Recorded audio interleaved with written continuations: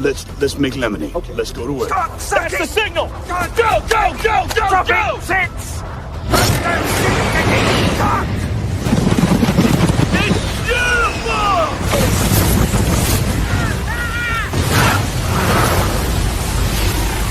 Mother Nature just pissed her pants, dude! Start your day with a jolt of energy and no-holds-barred opinions. This is The Rush, where Travis Justice and Ross Peterson bring you bold, unfiltered, and uncensored takes on sports, life, and everything in between. Buckle up and let's go.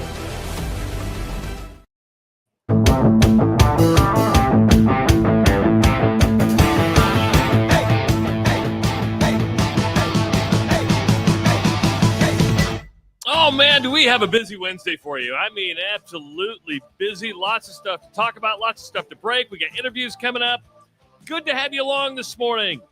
It's the Rush Radio Show powered by Willis Automotive. If you're listening on the audio stream at therushradio.com, on the Rush Radio Android app, or the TuneIn app, yes, we appreciate you. YouTubers, you are up and chatting early in the morning. We appreciate that. You make the community stronger. Subscribe to this channel. Like this video. Leave your comments in the comment section. And, of course, you can always follow us on X, Facebook, and Instagram. Roscoe Pico, I'm in a bad mood. I'm in a bad mood. Yeah, I'm in a bad mood. You probably didn't know that going in, did you? I didn't. I had no idea, man. I had no idea. Yeah, because I'm in the middle of like a 10-hour fast right now because I changed my doctor appointment. I was supposed to have it on Monday, but I'm not going to be in town now. So I'm like, hey, can you get me in? Yeah, tomorrow morning. So I can't have my energy pouches this morning. My energy pouches. I can't. My energy pouches. I can't. The only thing I can have is black coffee and water, and I'm like tweaking a little bit. I'm like, okay, what's going on? I hate that, dude. I hate when you have to do the fasting thing. Just messes with you. Well, the good thing is I get the appointment for like 8:30 in the morning. So good. Yeah, it's like smart. Boom, get off the air, go get the blood taken, and then eat something. I screwed up. The last time I did that, I scheduled it for like 1 o'clock. Oh, yeah, and they're like, all right, don't eat or drink anything that night. Huh? Ooh. Yeah. Okay. All right. Well, at least okay. Maybe I'm just being super optimistic here. At least it's something that you see an end to. Like when you started and you're like, I'm in a bad mood. I'm like, oh, something's wrong. Nothing's really wrong. You know what I mean? Nothing's really wrong. Yeah. No. Nobody's sick or dying and you know what I mean? You're hungry. You're hangry. Iowa must not have heard me. He says, my doctor says you can drink black coffee. But yeah, that's all I've had. I've only had black coffee. Yeah. I can have regular water and black coffie. And so that's what I'm on today. I'm tripping today. So your fun pouches, those came up on the drive home from Wisconsin. I don't know what you're talking about. I call them energy pouches. Energy pouches. Yeah, right. Because I started, the fishing trip got me again, right? I've joked with you that island is great, but I have quit chewing forever on that island 7 times. Yeah. So it gets me. Well, lucky number 8 might be next year because I started chewing again on the trip, and then I had this other long road trip coming up with Wisconsin. I'm like, man, it really does help keep me focused and keep me awake and all that on the road trip. So I just pop in a couple. So what came up was about the Zins. It was like, hey, how come why don't you just chew the Zins now? I'm like, had one time, didn't like the buzz it gave me. Made me feel goofy. What is the difference? The Zin is just pure nicotine. I believe that it's like a biodegradable pouch, which you have, and then it's like salt that is coated in nicotine. You know how you get the coated gummies with the THC? So some have, it's basically just salt with nicotine in it, from what I've been told, from what I've investigated. You don't have to spit. You don't have to do any of that. And you can't do that on the before the blood test, huh? Well, I'm gonna play it safe. Maybe I could, but it's just I'm gonna play that safe. Just you never know. You just never know. S. Williams, no. He says it's hard to fish without a big chunk of red man. The tobacco helps. Walleye whistles will help. I mean, I haven't done long leaf like that since like I was like 22 years old, right? I mean, the Levi Garrett, the Red Man. Beech nut. S. Williams just said beech nut's another one. And then you would never just do it as chaw. You would go get a big old thing of bubble yum or bubblicious, and then you'd wrap that leaf in the bubble gum. Like Pete Vukovich from the Brewers. Yeah. You look like a 1978 steel worker. Yeah.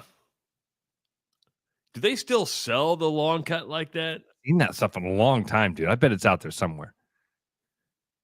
It's not a high seller, so it doesn't get great shelf opportunities within the C stores, right? I mean, right now, if you go into a C store, like a Casey's, a Quick Trip. Red Man Tobacco is no longer. Really? Red Man Tobacco does not exist. Is that because of the Indian imagery? Red Man Chewing Tobacco is now known as America's Best Chew. Changed their name in 2022. Because of? To eliminate racial stereotypes associated with the original Red Man name. Let's be honest. Was not the Red Man pouch the coolest pouch in the world? Like you bought that with the Indian on it, and you're like, man, I'm one of them. That's a good point. Yes. It was not. That's a really good point. You did it now. I promise you, Ross. 2022. What a wild time. What a wild I'll tell you time. what, when it came to the Beech Nut, the Levi Garrett, or the Red Man, when I was younger in that phase of my life, I always went to Red Man. You know why? It wasn't because of flavor or taste. It all tasted like crap. It was the packaging. It was the marketing. It was like there was something bold, brave, cool about that. The new branding emphasizes the product's heritage and its long-standing reputation as the top chewing tobacco. Heritage? No. Heritage from North Carolina? Heritage? We got American heritage. Oh, man. Hey, we do have a big announcement this morning, and you people who listen to us on a regular basis know that Ross and I fly by the seat of our pants. We come up with ideas, boom, boom, boom, boom. This one's been in the planning, but we didn't know when it was going to happen. So here's the deal. We need your help. We need you to come see us because Friday morning we are live at Central City Liquors at 1460 2nd Avenue in Des Moines. I know it's short notice, but it's kicking off the weekend starting at 6 a.m., you can buy your single barrel custom bottle of Rush Radio Knob Creek 126 proof whiskey.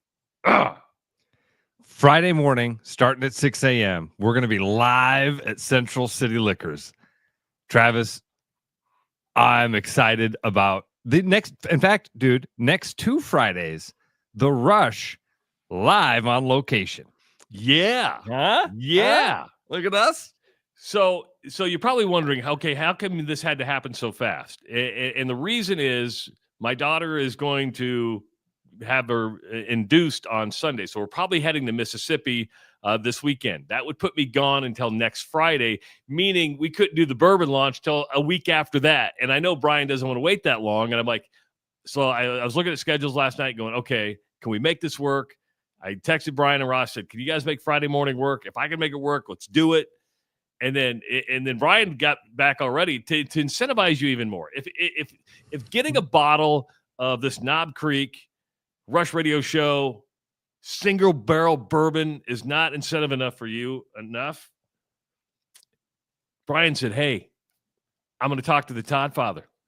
During that 2-hour period, you never know how many times the red light's going to go off at Central City Liquors. So he's going to try to get the red light to go off over there. Yeah. And the red light, remember, is kind of like the old Kmart blue light special. They've got special bottles that they don't just sell to anybody. They kind of keep those back because they're the rare stuff.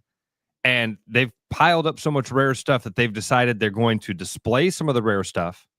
And when the red light goes off at random intervals, you can buy the rare stuff. So if you're at the store buying your Knob Creek Rush barrel pick and the red light goes off, you can get some other nice stuff too. Which is a great deal. Will Nickel be there? Roll the dice. Roll the dice, Tyler. That's what I got to tell you. Maybe. When you get there, Tyler, you'll be lucky if we're still there. The Rush Jeep is going to be there. That's what Mick says. All right. So excited. I'm excited, man. Couple fun weeks coming up. And just get ready for us to talk about this ad nauseum, because my biggest fear, as Rasta knows this, is that like nobody shows up. So it's like, yeah. But here's the deal, Ross. We're gonna have to get there like 5 a.m. Yeah. Yeah. Are you okay with that? I'm a little nervous. I'm kidding. Kidding. You mean at Central City? Yeah. No. But we'll have the security there. We'll have everything there. Jeez. You know, meaning the Todd father would be there. That's the security. That's the security. Man. For being from Omaha, you're pretty soft. I am soft. Very, very soft. Yeah.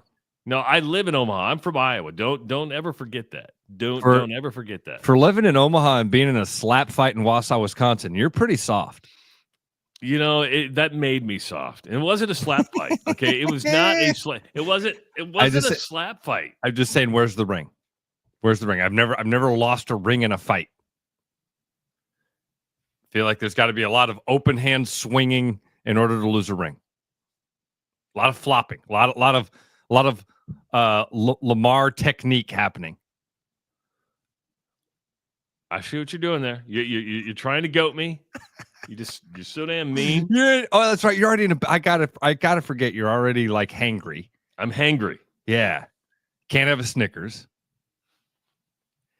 I get People it. are going, Trav, just come over Thursday night. I'm coming over Thursday night. I'm not. I'm not going to get up at 4 or 2 in the morning and drive over. He has. I have done that. I have done that. Mm-hmm. Also, later on this morning at 7 o'clock, Todd Stepsis, the head coach of Northern Iowa, is going to be joining us. A lot of people asking and commenting already, is that going to be a regular thing? Because, Mark Farley was a regular on Thursdays. We haven't confirmed that with Coach Stepsis. But it's something we could throw out there. It depends on what his schedule looks like, if he's interested in that. But listen, he's got like 38 new players. That first year is, you play Wyoming early on, you Washington. Then you go 38 new players. And Travis, okay, is that maybe that's a question for him, and maybe he doesn't even know because this is his first year at this level. Is that normal for that level to have that many new guys on? I mean, in the transfer portal days, I'm guessing it is. Yes. I really am, because really, in most years, you got to assume around 100 guys on the total roster. And now that's not scholarship guys. Yeah, we're talking we're talking the whole way down, right? You're going to get about 25 new names every year. Yeah. I would think. So if maybe 38 isn't. Maybe that's not as crazy as I think, but does that number seem high when you first saw that or hear that? Does it seem? I guess now that I look at it through the transfer portal lens, I don't, because you're like, here's what seemed high to me. There's 38 new players. I think 29 of them are true freshmen. That number kind of surprises me. Yeah, I'm with you on that. But I see what he's doing here, because you could go fill the gap we can ask him this. I'm making this assumption. You can fill the gap with transfer guys.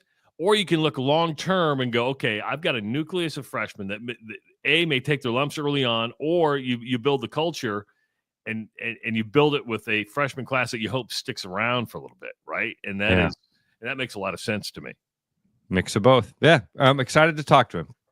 So Todd Stepsis, 7 o'clock. And by the way, big thank you to Jason Willis for setting that up. He happened to be at UNI with Coach Stepsis earlier this week and mentioned to him, hey, have you ever listened to Travis and Ross?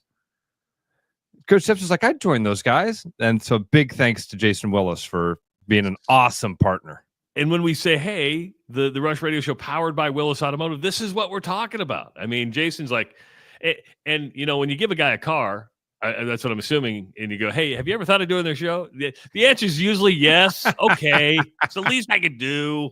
Sure. That is awesome. All right, here's the keys to your Lexus. By the way,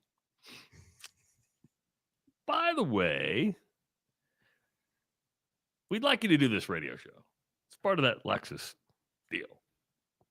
While we're talking about college football real quick and kind of smaller college, Ross, I don't know if you saw the story out of North Carolina Central. And Trey Oliver is the head coach at North Carolina Central. Okay. During his media day thing, they've asked him, what's the craziest thing you've seen coaching at this level? What's the craziest thing you've seen in today's college football world? He went on to say that the craziest thing he has seen is that last year he looks over and there's a Virginia Tech assistant coach on the sideline, which he believes is actually trying to lure one of his players, a running back, Jamari Taylor, to Virginia Tech.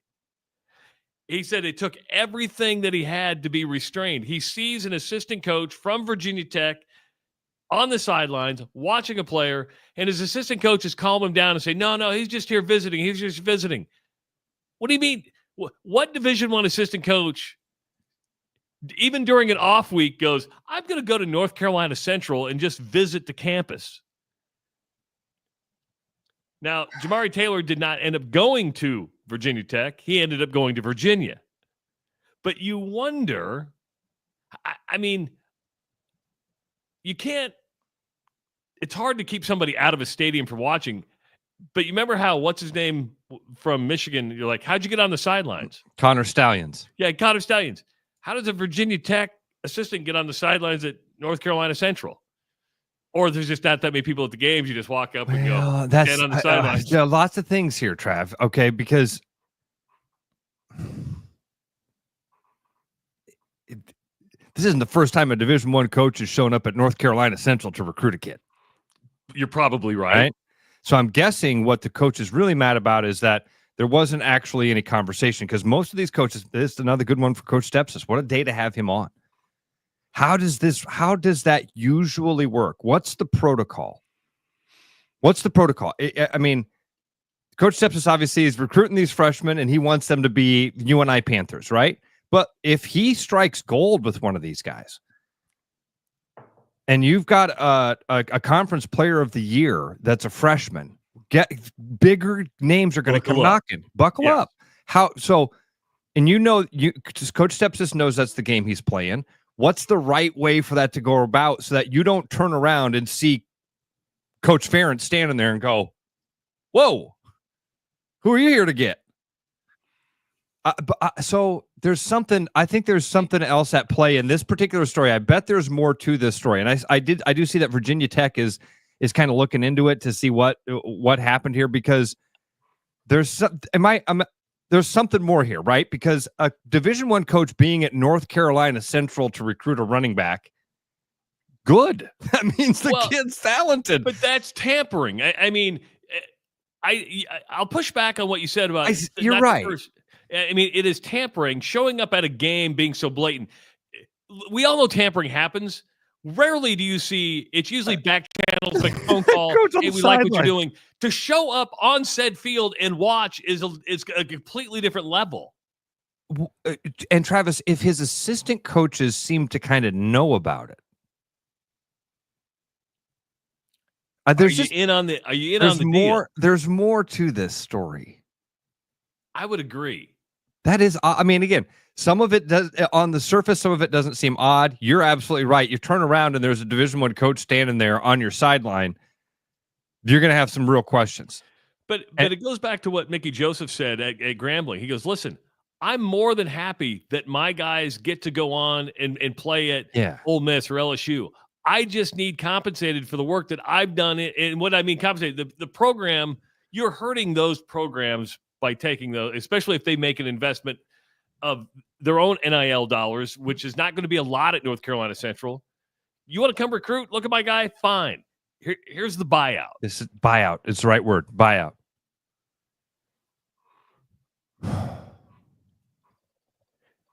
Now I'm just curious how many Division I or Connor Stallions, not the Steels, have ended up at like Northern Iowa, North Dakota State, South Dakota State. Just where are you from?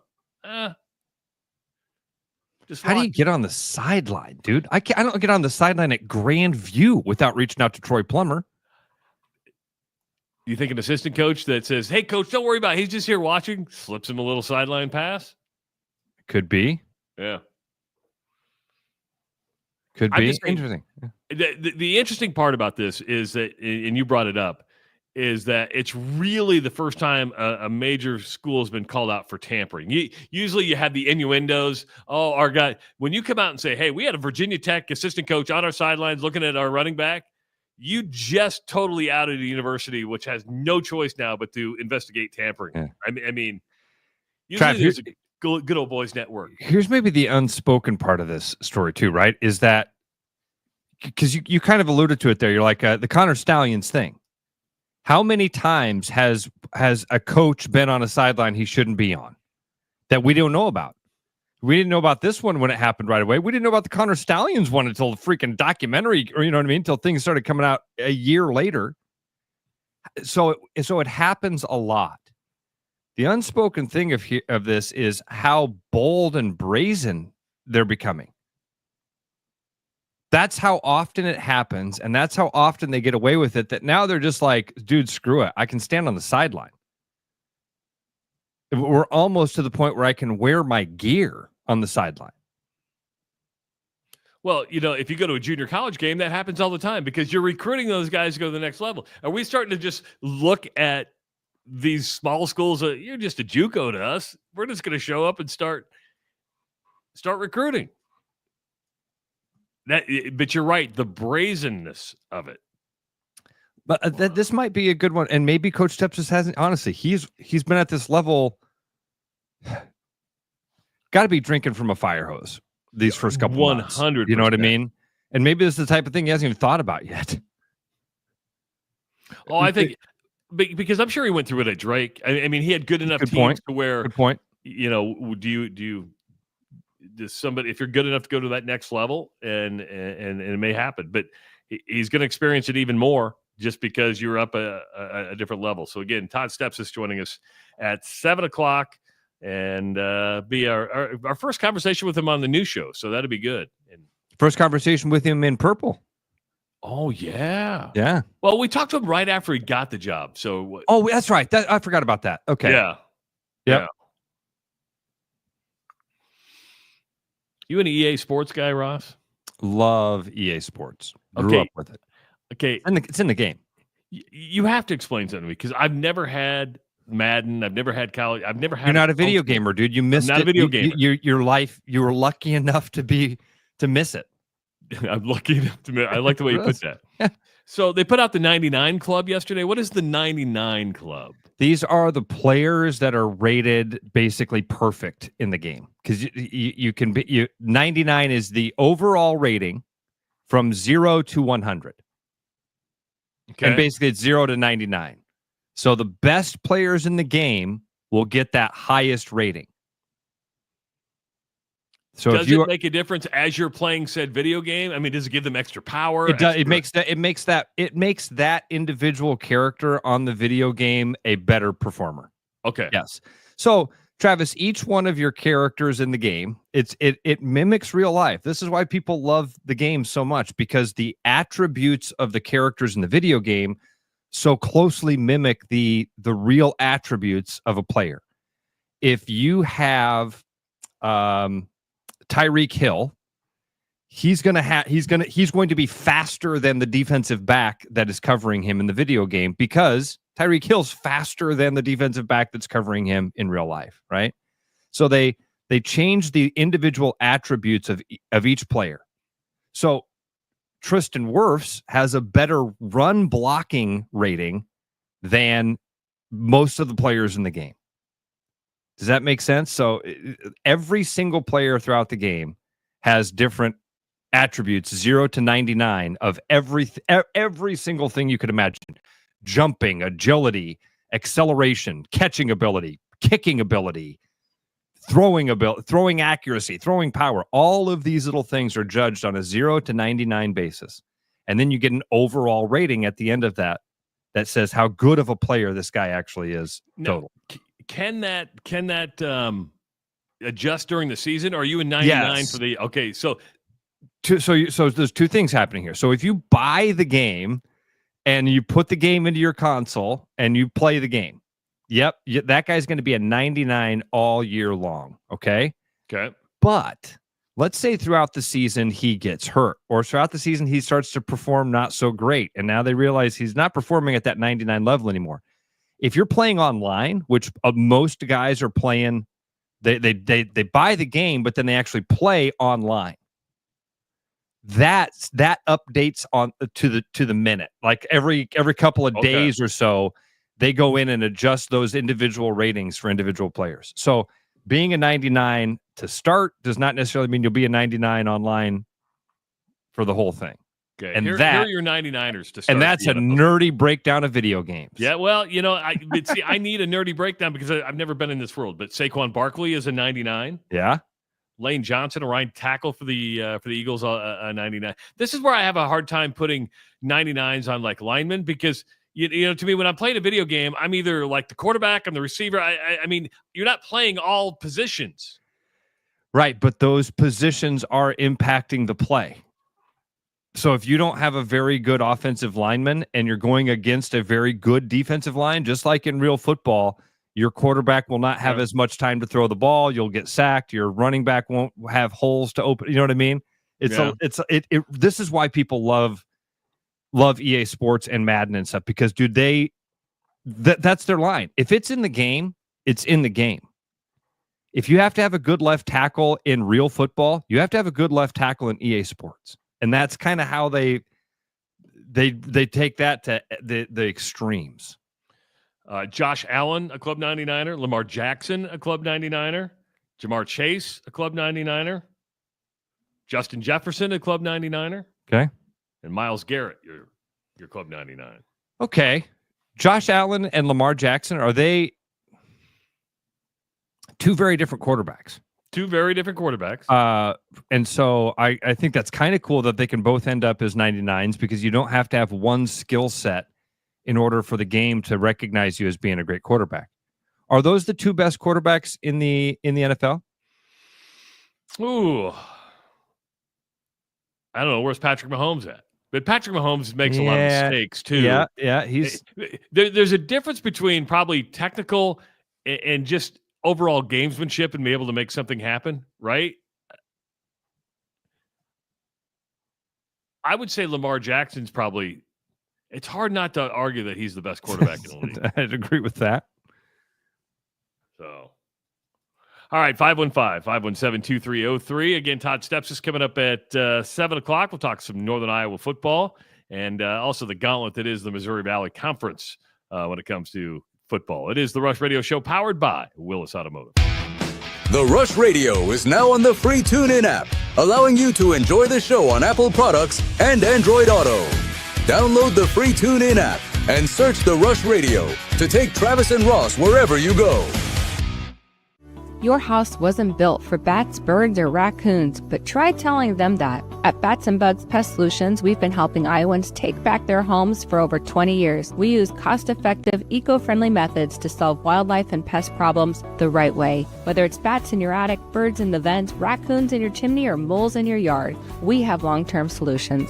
Call Bats and Bugs Pest Solutions today at 515-218-3400, and let's make sure your home doesn't become their home.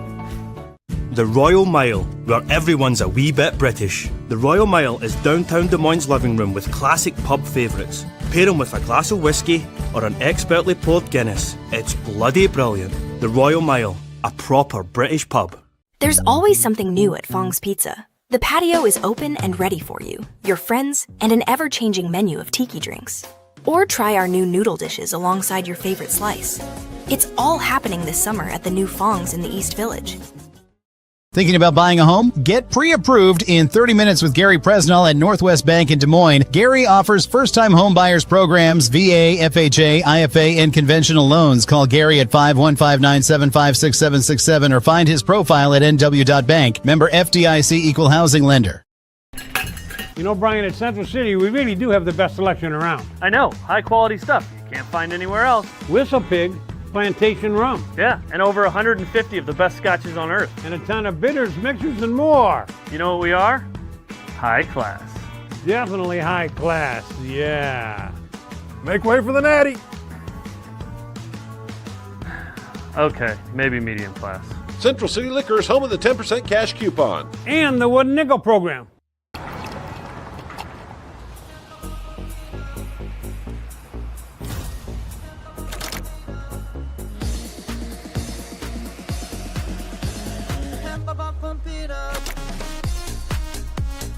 A fuel choice that even rivals can agree on? Now that's worth the hype. Cheaper, cleaner, and homegrown. Pump it up with unleaded 88.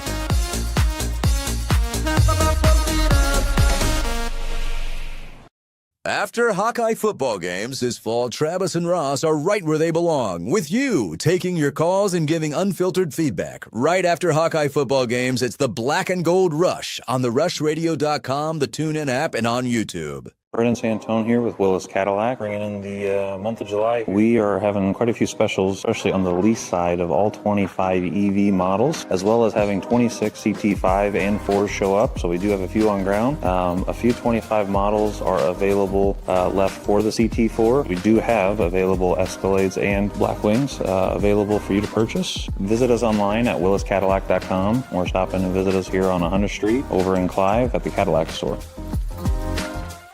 There's a new spin on casual dining near Drake University. Lucky Horse Beer and Burgers. Craveable faves, flatbreads, delicious burgers, frozen cocktails, and a crazy cool vibe. Get to Lucky Horse Beer and Burgers today.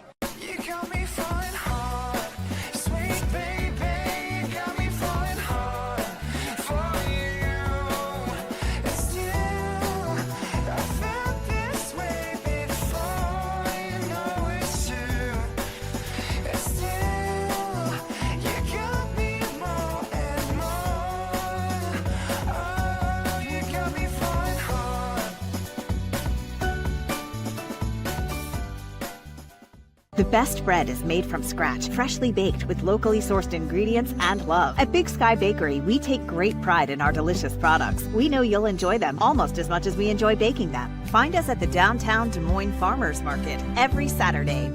Back like a rash you thought was gone. Travis and Ross aren't contagious, but they are addictive.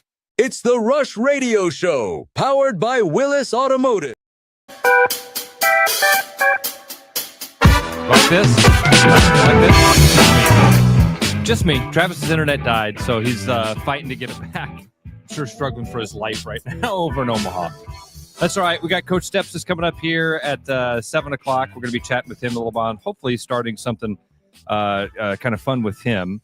Whether that's a weekly basis thing or not, we also want to get Coach Woodley on here shortly and kind of talk to them. There's such a changing landscape in college sports, especially at those levels. We've had a chance to talk to Jamie Pollard and Coach Ferentz and Beth Getz and some of the folks at the Division I level and get their impressions of how weird this world is. These guys at these levels, totally different end of the telescope, and it's going to be interesting to see what that impact has been. A really interesting conversation with Coach Stepppsis here. Just a couple months into this thing and racing into his first season. Curious about what those biggest changes are. And, this great opportunity for Coach Stepppsis. By the way, the phone number probably not going to work as well right now because Travis runs the phone line. So as much as I'd like for you guys to be able to call in right now, hold off on the phone calls and we'll communicate through the chat. And Travis doesn't have a Starlink. It's right there. It's like 8 feet from me over there. So Travis toast. So it's all right with that.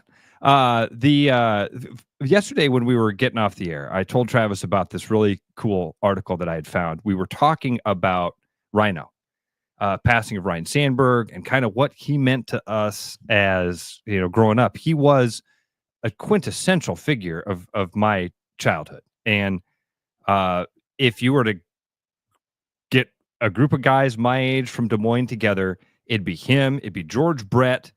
They'd probably be 1 and 2 of the favorite players type of guys. And so don't even remember at what time yesterday. We were having a conversation about I feel like we were having a conversation about the money in baseball. And there's Travis. And that led me into this article about God. Bad morning getting worse, buddy. It's funny. It's just I haven't had that in a long. It's been a couple weeks, right, since we had then the bad rain, the storms, and all of a sudden, I mean, the whole house was out. I'm like, even if I would have had an Ethernet cable, that wouldn't have helped. It was like, where did that go? Yeah, it's funny because I've had like this recurring, almost kind of daymare, about this massive power outage. I don't know, maybe my conspiracy brain soup, but I'm like, our power grid's at risk. So when you went down, I'm like, there it is. Just rolling blackout, headed to the... Yeah, well, yeah, I didn't mean to, because I don't even know where you were, because I couldn't hear a thing. Right. But it was, you know how you went off against health insurance yesterday? Yeah. Internet is the biggest scam in the world. It is the biggest scam in the world. Dude. And you're like, well, you can buy this. I mean, I'm spending so much money on speed here, but it doesn't really matter. And it's like, do you have fiber yet? No, dude. The fiber, but here's the deal, because I actually was talking to a fiber guy the other day. I go, what's the difference between your fiber and like where I'm going to get my fiber? He goes, we actually run the fiber straight to your house. Most cable companies run cable to like the box, and it's still cabled in. So there's a difference even between fiber, and you may have the fiber right to your house. I don't know, but I'm like, yeah, you see my neighborhood. It's so old and drilling, and I mean, then I look at the fiber network, and they're doing everywhere but my neighborhood. I'm like, what the hell? Listen, it's not age, because my neighborhood's as old as yours. My house is 1913, and they ran fiber to this bad boy. And everybody's saying, get fiber. I can't get fiber. You don't just get to decide. It's not like I'm going to buy my own fiber line. That doesn't work that way. I don't have fiber in my neighborhood. You don't have $7 million for the infrastructure? I don't. But here's the crazy thing. This is the way utilities work. And I've totally hijacked your conversation. I don't even know what you're talking about. Ross, there's fiber across the street. I live on a pretty main thoroughfare. The people across the street have fiber. They didn't do my side of the street. There's like a dividing line in neighborhoods. That's frustrating. The haves and the have-nots. I don't have fiber. That's frustrating. I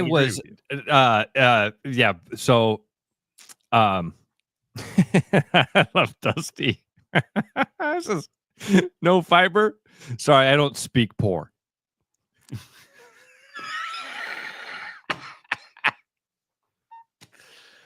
Oh God.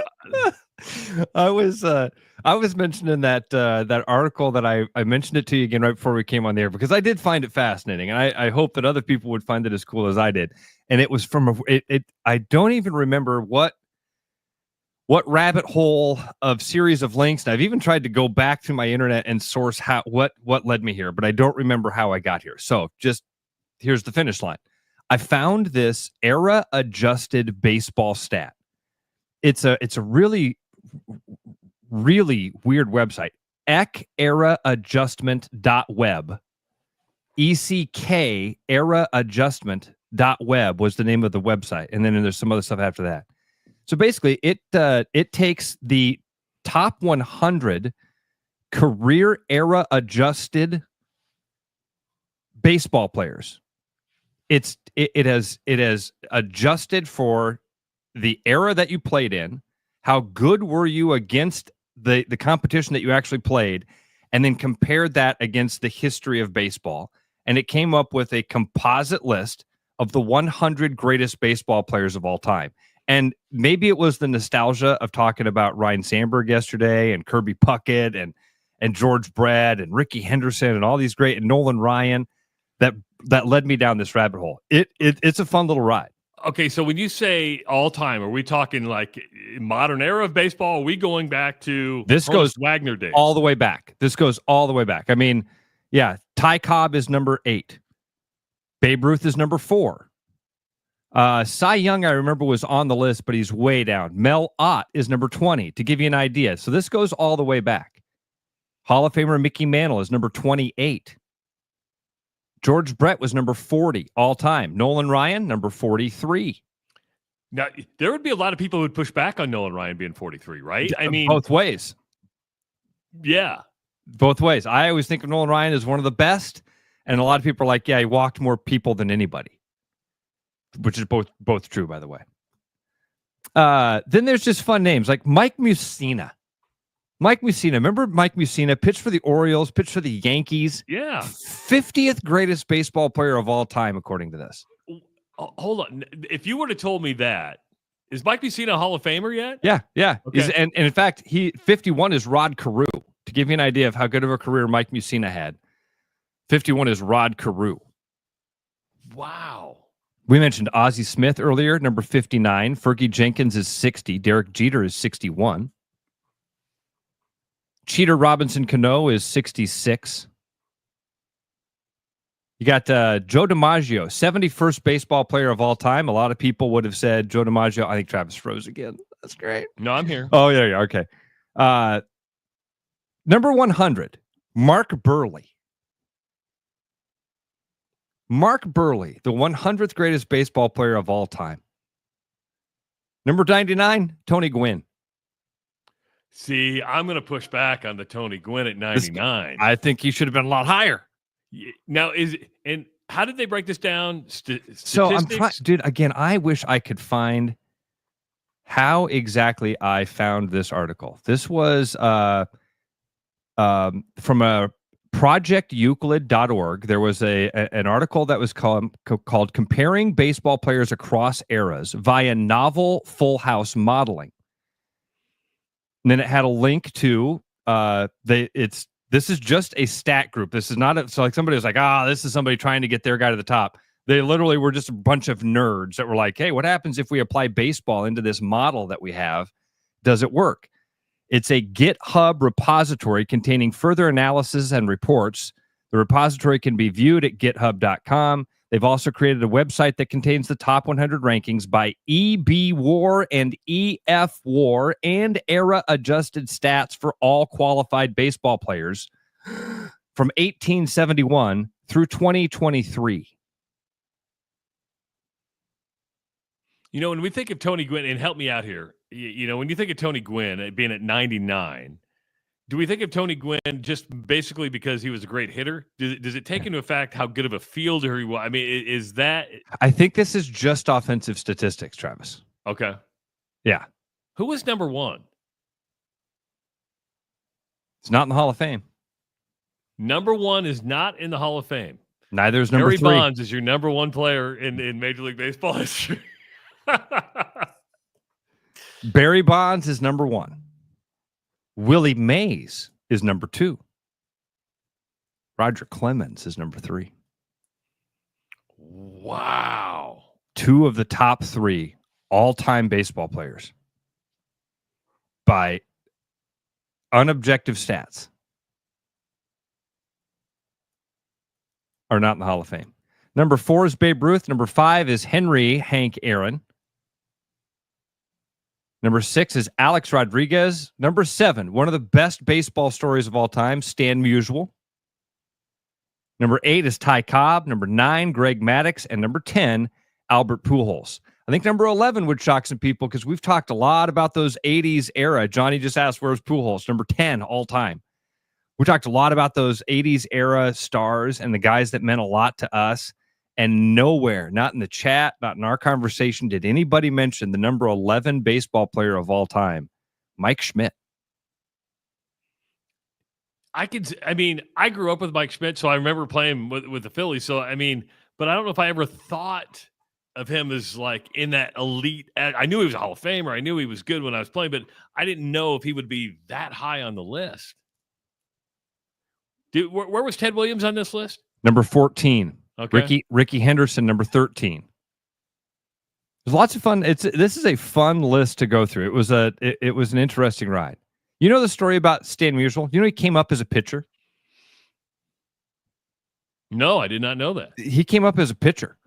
And the story goes that he goes to the Cardinals organization. He's in spring training. It doesn't go well. He gets sent back down to the minors. He's thinking about giving it up. One of his coaches says, "Hey, you're a really good hitter. Maybe we should just put you in the outfield and see what happens with you as an outfielder." So the next year, he's back in spring training, and he's in the outfield, and he's hanging out with all the outfielders. And one of the guys comes up to him, and they're like, "Hey, man, you're a really good hitter. You should have been here last year. There was this dude we were all teeing off on, man. He made us look like all-stars. He sucked. You should have been here last year to hit against that guy." They were talking about Stan Musial.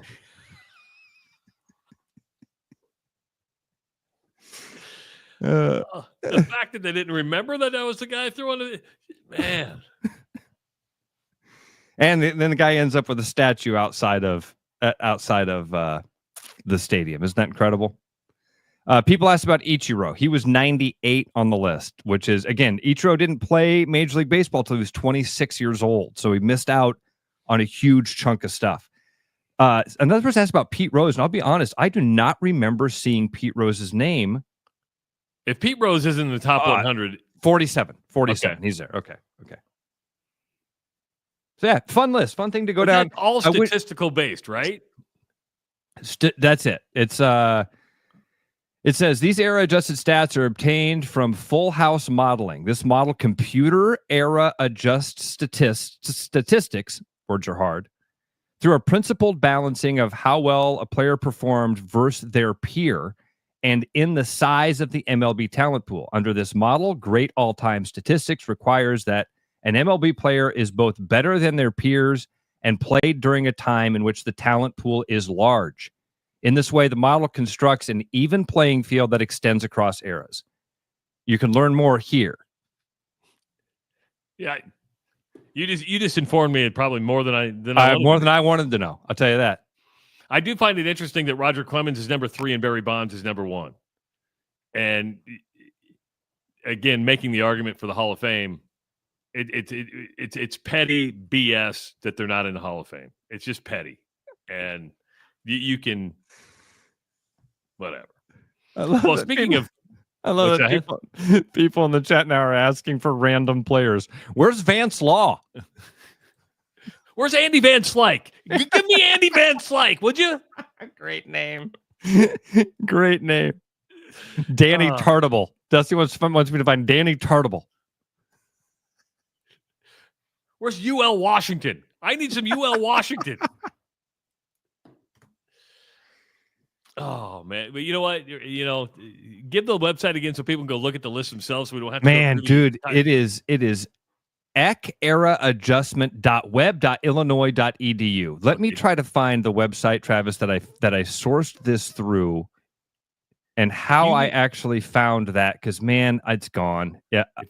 If you needed a perfect example of how Ross goes down rabbit holes, this is it. I mean, he found some obscure website that he stumbled upon, and the furthest back I can go in my search history that my black arrow turns gray is on a projecteuclid.org, comparing baseball players across eras via novel Full House modeling. So maybe those things could help somebody find it. I'll also send out see if I can get a link. So he probably hasn't been playing long enough. And were there any current players on that list? I mean, just like I'm bringing up Shohei Ohtani right now. Shohei Ohtani and the Dodgers beat the Reds last night. But Ross, for the first time in 981 games, that's 8 seasons for Shohei Ohtani, he K'd his first 4 at bats last night. Crazy, dude. First time ever. Now, it's not his first 4 strikeout game. It's the first time he's K'd in his first 4 plate appearances. Super good, dude. Guy's incredible. And he was 1 strike away from doing it 5 times in a row until he popped out. Ohtani is not on the list, but there are a few active players. Freddie Freeman is 79. Mookie Betts is 73. Try not to miss anybody as I move up the list here, because I felt like I saw Justin Verlander on the list a ways up there. I apologize. This is auxiliary. Clayton Kershaw is number 30. That's pretty high. Justin Verlander's number 19. Wow. Yeah, so he's the highest. Is he still active? Is Verlander still throwing? I don't know the answer to that. Either that or he's like on. I think he's still active. Yeah, he's with the Giants. Okay. All right. And married to Kate Upton still. Good for him. Doing well. Yeah, anytime you're married to Kate Upton, you're doing anytime. Really well. Anytime you find yourself married to Kate Upton, you've upped your game. Yeah. You may find yourself living in a shotgun shack. You know, I want to go back to the Ohtani story. I know it's hard to go in it, but is it common? Because I thought, okay, 4 strikeouts in a row, 8 seasons, not 800. That sounds like a lot, but is it common for guys to strike out 4 times straight in a game? I'm just curious if that's when they say it's the first time to happen. Shohei Ohtani, I'm like, okay, I'm like, wow, and then I'm like, well, does it happen that often? No. Okay. No. Have you ever heard of the golden sombrero? That's when a guy gets struck out 3 times in a game. And that didn't have to be 3 in a row or your first 3 at bats. That can just be any 3 strikeouts in a game. That's called the golden sombrero. So it happens, but it's not extremely. I think the fascinating part is that this guy's that good. That's a crazy stat that he struck out 4 times in a game. It's a crazy stat that he struck out his first 4 times in a game. It's almost like when that happens, you're like, okay, let's look for a record we can, or it's almost like looking for a talking point just because we're like, hey, we're talking about it. Dude, I saw this one today. Let me see if I can find. Oh, dude, I just clicked on a tab. So I made it easier. I'm sorry. Newsweek had an article called "The Greatest Baseball Players of All Time According to Science." That'll make it easier. Now you got to click a lot of stuff to get to the actual list. I remember that. You got to go to that government website and actually go through the source, but you can find it. Newsweek. Greatest baseball players of all time according to science. All right, there's that out of the way. Here's the one I thought was so funny today. Diamondbacks Corbin Carroll makes MLB history with never before seen stat line. And it's a good one. But hold on, okay? Okay. Because, again, this is the headline from clutchpoints.com. Diamondbacks Corbin Carroll makes MLB history with never before seen stat line. And the sub-headline is this, Travis. Diamondbacks outfielder Corbin Carroll is putting together a history-making campaign with his stat line. I hadn't heard about Corbin Carroll's amazing season. What's he doing? Now you've intrigued me. Yeah, me too. Welcome to baseball stats, folks. He is the first player in Major League Baseball history to enter August with 21 home runs, 13 triples, and 13 stolen bases. Now, 21 home runs, 13 triples. Which isn't 13 triples is incredible. Yeah. And going into August. Stolen bases. And 13 stolen bases. Neither the 21 home runs nor the 13 stolen bases are anything special. The 13 triples is kind of special. Yeah. That's what kind of separates him in this and puts him in this weird category. So history-making stat line for Corbin Carroll. Travis, he's hitting 245. He's hitting 245 on the season. 50 RBIs on a bad team. But all-time stat, first time in Major League Baseball history, folks, you've got history happening in front of your face, and you're not even paying attention. Corbin Carroll's down there doing something nobody's ever done before. What's he doing? Well, he's found himself into this very specific niche of stats. Yeah. I'm sitting, and you made me question myself. You're like, Travis, he's hitting 245. I'm like, okay, is Ross trying to sell me that's really good? Because no, that's not. I know, but you made me quiet. I'm like, am I falling for the bit here? Because I read the story and I'm like, where's the history making part? The 13 triples is like, wow, that's really incredible. Man, hell, there were times that would lead the league in triples. Well, here's what would have I just love how baseball can do that. There was another one the other day. Baseball can do one with Sandberg. Ryan Sandberg played for 2 teams in his entire career. Okay. All of his hits except for one came while wearing a Cubs uniform. He had 1 hit for the Phillies before he was traded. Guess where that hit happened? Wrigley Field? At Wrigley Field against the Cubs. Baseball's got this weird stuff. Yeah, but that one's really weird. Don't tell me this. What you know what would have impressed me about that line? Not the 13 triples, not the 21 home runs, not the how many stolen bases? 13 stolen bases. Well, since you've hit so many damn triples, it would have been great if you had stolen home 13 times. That would have added even more to said stat line. That's a history making. That's a history making deal. Corbin Carroll can't stop stealing home. We don't know what to do to stop the guy. He gets to 30, he just goes home. Hey, I'm with you. We do want to remind you, we have NASCAR tickets to give away. The Iowa Corn 350 coming up this weekend at Iowa Speedway. And don't forget, you got the ARCA race, I believe, on Friday. You get the Xfinity race coming up on Saturday, then the NASCAR race on Sunday. And we want to send you to the Iowa Corn 350. You can do that by going to therushradio.com. That's therushradio.com. Click on the promotions tab. And you can just fill out your name, your telephone number, your email address, and you'll be off and running. These are big deals, Ross. A big deal. Yeah, these are. Dude, hey, help me sell it. Help me sell it. I'm with you. The NASCAR race. I'm a huge racing fan. You know that. I love dirt track racing. I love going down to Knoxville. The fact that NASCAR, this thing sells itself. I feel like, man, it's sold out. These are several $100 tickets. These are a hot freaking commodity right now. It's awesome that we have the chance to give this to some of our listeners. I think it's really cool that we're giving away a couple of pairs to people. And we're going to have a few listeners that are going to go and have an incredible weekend. And have you seen the weather? Perfect. Dude, it's going to be perfect. And that will be hopefully for the fair as well. You know what I mean? But help me sell it. NASCAR. There you go. There you go. But NASCAR is coming to Iowa. You do have to sign up. Yep. We do remind you to pump it up with Unleaded 88. It's grown by corn farmers right here in the state of Iowa. So pump it up with Unleaded 88. Go to iowacorn.org to find out more. When we come back, Northern Iowa head football coach Todd Stepsis is scheduled to join us on the Rush Radio Show, powered by Willis Automotive. The Rush Radio is now on the free TuneIn app, allowing you to enjoy the show on Apple products and Android Auto.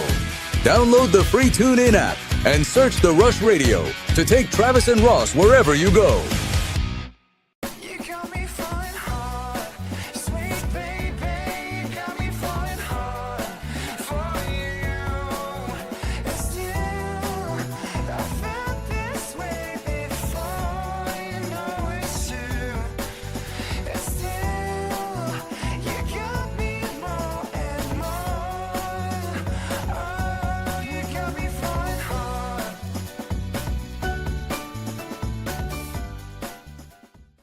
Your house wasn't built for bats, birds, or raccoons, but try telling them that. At Bats and Bugs Pest Solutions, we've been helping Iowans take back their homes for over 20 years. We use cost-effective, eco-friendly methods to solve wildlife and pest problems the right way. Whether it's bats in your attic, birds in the vent, raccoons in your chimney, or moles in your yard, we have long-term solutions.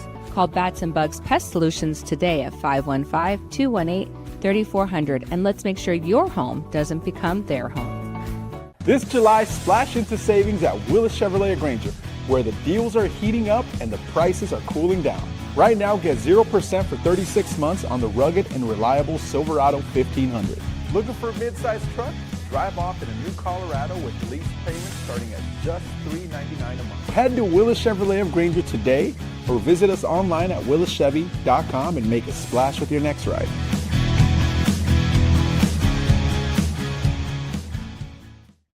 After Hawkeye football games this fall, Travis and Ross are right where they belong, with you taking your calls and giving unfiltered feedback. Right after Hawkeye football games, it's the Black and Gold Rush on therushradio.com, the TuneIn app, and on YouTube.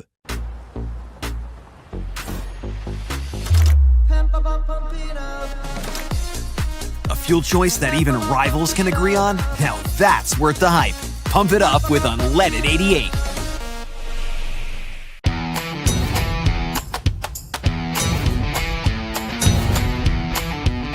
The largest selection of German beer in the world?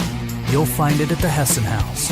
From Doppelbocks to Oktoberfest to Hefeweizens and Dunkels, there's no passport needed for the deliciously different beer and food at the Hessen House. So grab your friends and make it a fun night out. The Hessen House, 4th and Court, Des Moines.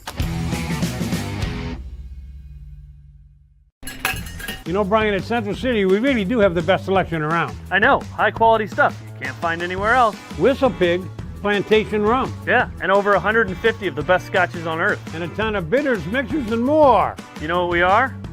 High class. Definitely high class, yeah. Make way for the natty. Okay, maybe medium class. Central City Liquor is home of the 10% cash coupon. And the wooden nickel program. Back like a rash you thought was gone. Travis and Ross aren't contagious, but they are addictive. It's the Rush Radio Show, powered by Willis Automotive. Hour number 2 of the Rush Radio Show, powered by Willis Automotive. If you're listening on the audio stream at therushradio.com, thank you so much. If you are watching on YouTube, give this channel a subscription. And, of course, like the video and leave your comments. Ross Peterson, it's that time to bring in our guest, who I'm looking at him right now, and Coach Todd Stepsis is getting ready to join us. It may be the greatest view we've had with all our interviews on this show. He's inside the dome, got the dome in the background. Is that your office, Coach? Is your office like overlook the field in the dome? Yeah, we're actually looking to make some moves. Yeah, so this could be what recruits see for the very first time when they come in to see us. So yeah, as you guys said, this is real. You know, a lot of people use those fake backdrops, things like that, and Zoom calls and whatnot. But yeah, this is the view. It's pretty sweet. Now, is this part of the renovations? Is football offices coming in there, and where are they at in renovations? There's lots changing. Yeah, so they had a initial phase that had a big team meeting room. So that was done a year ago. These offices have been here for a little bit of time, but then jockeying some space. Trying to get us down in here has been a plan. But then the second phase really involves the fan experience. So gosh, I could probably kind of show you a little bit of what's happening. Go ahead. This is great. This is great. Yeah. Trav, have you seen the renderings of what they're doing inside the dome at all? I have. Yeah, they're putting up some party decks and adding suites and stuff. Yeah. How's it coming along, Coach? It looks like there's stuff's moving. No, stuff's moving. So they said the turf. So they've been pulling the turf up every now and then because they'll have big heavy machinery coming in, craning things up like drywall, like cement. It's kind of a neat process that, me not being a handyman, my wife always makes fun of me for that. Watching these guys work and I mean, initially I couldn't really picture like what it was going to look like. I've seen the drawings, but now in real life, you can start to see those luxury boxes. You can start to see where the premium seating is going to be up top. And then the change in seats, that's what always makes me laugh. When I first got here, it was the rainbow colors that a lot of people know about. But everybody started talking about the excitement about the blue or the purple seats. And in my mind, I was like, wow, man, if we can win a couple games, people are really going to be fired up. They're just excited about these purple seats. So, it's looking good. The turf will be down, I think, for good. They're saying right around the 11th of August. So that'll give us enough time. And we've got a practice facility right across the parking lot. That'll give us enough time to kind of get in there and get our bearings because we haven't been in there as a team since I've been here. Really? You've not been in the dome to practice at all since you've been there. That's got to be a little bit weird, right? I mean, just because it is working to play your home games, weather, everything like that. And he's got one in August. Yeah. Yeah. Well, so it's not weird for me, so this is a little bit of a funny story. I've told it a couple times, so, we're getting through our winter training, and again, we're in here, but the turf is not down, so underneath the turf, they have an indoor track and they host a few meets, and so we're doing a lot of our conditioning and speed work in here. But then as we're getting ready to head into spring practices,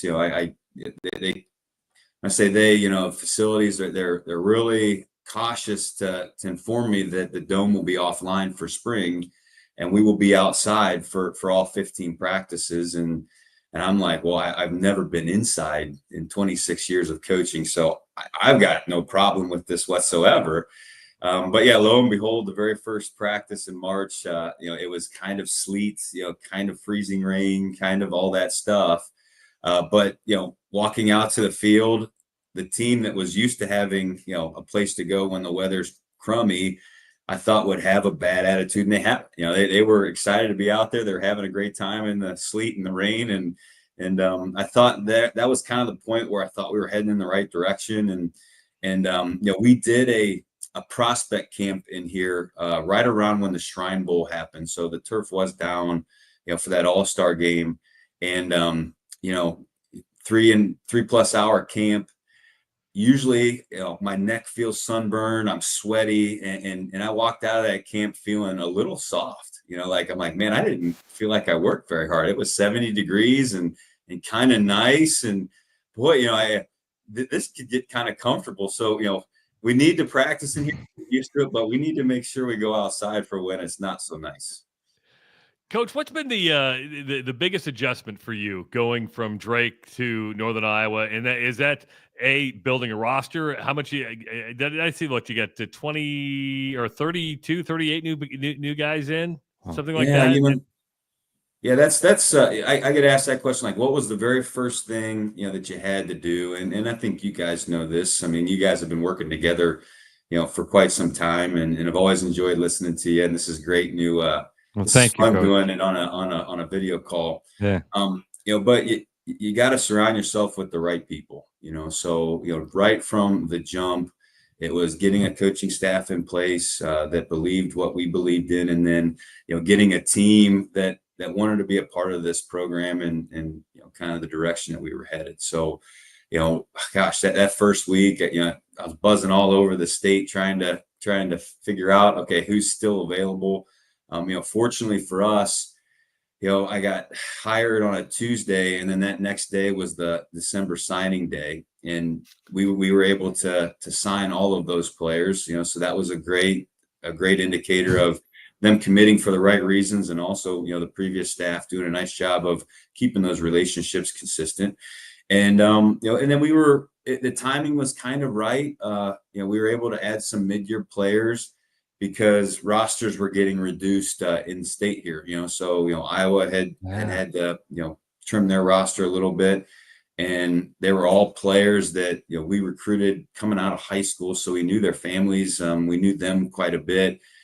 Here at Northern Iowa, recruited them as well, and really wanted them. So we were able to snare those position needs. Those families, those players that are our types of guys.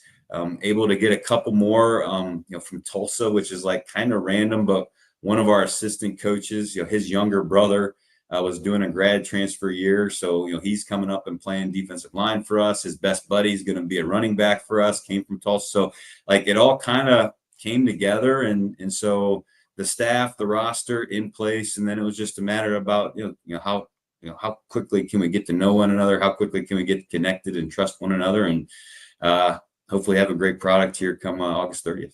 We were trying to figure out if that 38 number, coach, is high for you and I, if it's high for that level, if it's high for what you were anticipating, if it's high for what you hope going forward. That seems like a lot of new bodies and new names to us. Yeah, I think probably moving forward, that would be a high number. Okay. Because, the rules are constantly changing, as you guys, probably read up on all the time. So rosters are reducing. There is a kind of a grandfather clause that lets us kind of bring it down over time. So in our minds, it's like, okay, how can we build this roster and build some depth?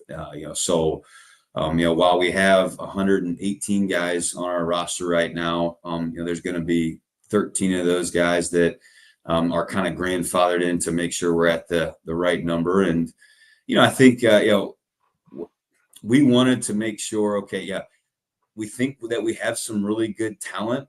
How talented we are, I think, is to be determined. But, over the course of the last 7-8 months, we have a lot of confidence in a lot of guys. And so that was kind of the goal there is, okay, when we get here in January, how can we fill those gaps? Because we had some talented older guys, but then we had freshmen. So, okay, how can we bring in some mid-year guys to kind of buy those freshmen some time to get ready? And then, how can then we backfill those freshmen so, hey, we can continue to build this thing and invest in our team. I think that's something that, maybe it's a different philosophy where, it's easy to leave. It's easy for players to get picked from one school and maybe go to a different school.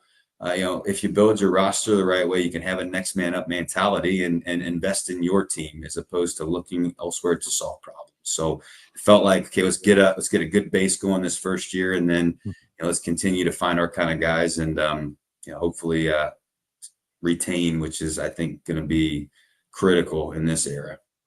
All right, so you had to build a culture. You got to get to know one another. Is there anything you did outside of spring practice and leading up to fall, like that? Would you go on a big camping trip? I mean, what do you do as a team? Take them to the Boundary Waters or something like that? Tree ropes course. That's what it is. Yeah, tree ropes. Tree ropes course. Go karting. Boy, I tell you, we try to get as creative as we can. You guys hit a lot of things. I think that you got to keep it fun. So what can we do that has zero to do with football? We all love football and we all want to, get as much of it in as we can, but there has to be some downtime. There has to be some time where we get to know one another. So whether it's fun things, there's a great spot right next to the downtown area, Cedar Falls, where you can jump in the river and you can surf and you can have some fun in there. And so the team has gone down there. Hold on, did you say surf? What? Did you say river surf? Yeah, you can. Oh, hold on. Kinda What is sweet. river surfing? Yeah, so this is me. Again, my wife, if you knew her, she would shake her head. Oh yeah, he's an idiot. Where like my we are also. Yeah, like I know outside of football, I don't know a lot, but they've got some neat kind of rapids that they built down there. So are they kind of are they artificial to where they Yes. can do it? Okay. Yeah. Okay. So That makes it's kind of sense. like what you see indoor places do. So you can get down there and have some fun, and we'll use our community to come up with creative ways to have a good time. I think some things that might go overlooked. Our locker room is alphabetical. I think sometimes like locker rooms will be sectioned off by position groups, or maybe the older guys get this part and the younger guys this part. Where I'd rather have the guy to my right is not on the same side of the ball as me, and the guy to my left might be a couple years younger than me. So how can we get those guys connected? We like to have many teams within our team, so we can do football competitions or fun competitions. I think giving and serving in the community does something special to bring teams together, when all of a sudden you realize that hey man, it's not about me, it's about what impact can I make. And so having fun, combining ways to creatively get guys around guys they normally wouldn't hang out with, and I think make an impact have really helped. It sounds like you're carrying a pretty optimistic attitude about this new landscape of college football. It almost kind of sounds like some of these changes have in some way maybe benefited you and I. Is that true? I mean, I've talked to you guys a couple times. I mean, that I'm a glasses half full. Yeah. I always try to find the bright side, and the way college athletics is going, you can either try to be like everybody, and to me, if you don't have what other people have, you're never going to catch those guys. So then it's like, okay, well, how can we pivot? How can we do something different and something unique, and maybe provide a different experience? And so that's really the direction that that we're headed. A lot of people like to talk about, okay, how do you feel like, how's the team feel and where you're picked preseason and how many games you're going to win and when you're going to make back to the playoffs and all these things. And while that's important and I know how important it is for us to win and pack the dome, I like talking about like, hey, this is why we do what we do. I mean, to be a part of a 4-year journey, to be a part of a relationship that could last forever, that's why we do what we do. And so like, it's about finding now those players that are interested in that, those families that are interested in that, and build it that way, so this is why we do what we do. This is how we're going to be successful. And then, this is the results. And we try to go in that direction as opposed to talk about, this is what you're going to get. This is how much money you're going to get. Because again, like that's not our reality here. Yeah. Well, money is a reality in a lot of places. And having been at Drake as long as you were, and of course, now at Northern Iowa, I'm going to ask you a question. The craziest thing you've ever seen. And a story leading up to this was from North Carolina Central. Trey Oliver's the head coach at North Carolina Central. They asked him what was the craziest thing he ever saw, and he's like, I look over during a game, and I got a Virginia Tech assistant on my sideline who's there to basically recruit one of my players. And so he basically called out tampering, right? Which you don't hear that often. So in your time at Drake, where that's non-scholarship, you probably got some players that have that ability. Did you ever see like another coach from another team on your sideline, or did you ever hear anything like that? No way. I mean, I think at the major college level, that power conference level, I mean, they've got more money and resources and bodies that they know what to do with. So like, I just think that, in that case scenario, okay, what's this department going to do? Oh, okay, let's put you on the sideline and this is the number that you got to talk to. Those places just have so many people that like, I don't know what to do with those guys. So I don't know. I mean, gosh, crazy stories. I think it's less to do with that kind of stuff and more to do with the fun. I think back at Drake, we used to have talent shows, at the end of camp. Some of those are PG stories. If I could tell some of those. But it wasn't hazing, so that's always like kind of the hot topic. It's like, oh man, that's a little toe in the line. But we used to have some funny videos that guys would do. I think one year that made me laugh. Again, crazy thing I saw. So I don't know if you guys have been in the field house. So the building's 100 years old. Oh yeah. And there's no elevator, so you're up the steps. And so my office is on the second floor, just all the offices are over there. And you can kind of peek your head out of the offices and overlook the floor of the field house. And two of our seniors at the time, they're making their video, for the talent show. And their video, because they're seniors and they're leaders, is also going to revolve around the team theme for the year. So the theme of the year that year was blue collar. And a couple of them come up and said, hey, do you have any of those construction hats? I'm like, yeah, I've got a couple of construction hats. Why? I was like, can we borrow them? All right. So gave them, these construction hats. They go away, and I'm continuing to do some things. And then I'm kind of like, what in the heck is going on? So I get up and I peek out there, and they have these construction hats on, no shirts. And then they made like Daisy Duke shorts. And so they're doing this blue collar video looking like that. And then of course they look up and see me, and then the eyes get real big and they're gone. And so like I'm just like I'm just gonna pretend I didn't see that, and I'll just act surprised when I see the video, and the video is still out there. And back to the PG, like, if they have to run for office or president, that one's going to surface. It ain't going to be good.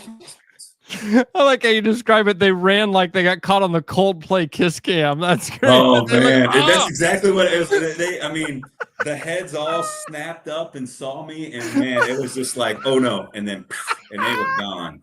So when you saw the finished product, was it at least funny, or was it?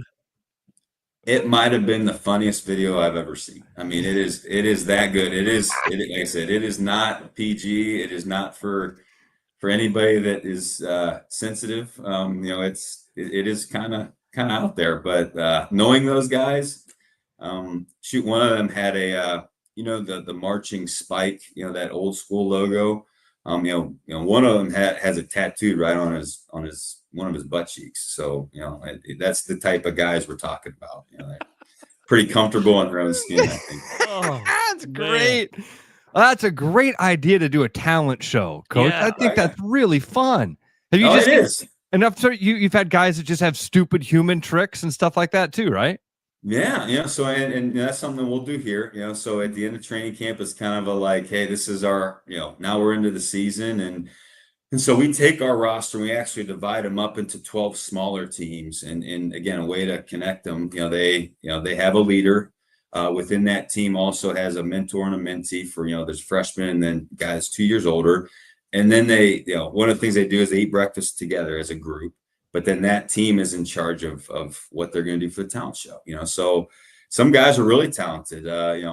Maybe they can play the guitar. We had a guy a couple years ago. He's actually a professional opera singer now, which is kind of a weird deal for a football player. But yeah, he spent, graduated and then spent the summer over in Italy being the lead of some opera. And so obviously his talent always won, but then a lot of them, are videos making fun of the coaches, which I think is great. So we all have these, weird quirks that guys pick up on and start to poke fun at, and the good ones can really emulate, whether it's me or whether it's an administrator or one of the assistant coaches, it's poking fun at them. Guys get a great laugh out of it. And it's a good time. Oh, okay. Coach, What's your talent? Yeah. That's a good question. Well, do you have to do something on the talent show? So new coaches always do. So new coaches, a lot of us that are new. So we're going to have to do something. We have to come up with something cool. I think, one of the traditions here is you have to sing the fight song, so I'm in process of learning that, Hail Our Panthers, we're ever loyal. I'm starting to get the words down, but there's a couple different versions. Some are faster, it's more of a chant, and then after a win, we want to sing it with the band. So you got to kind of be able to carry a tune. But the tradition is also you have to sing it in front of the team with your shirt off. So some of us coaches that's probably not going to look great. Other guys are in decent shape. So that might be what we do for the talent show. I think the guys really get a kick out of it. But that is one of the traditions here. One of our listeners is a huge Panther fan and went to UNI, and JT says, emphasize loyal.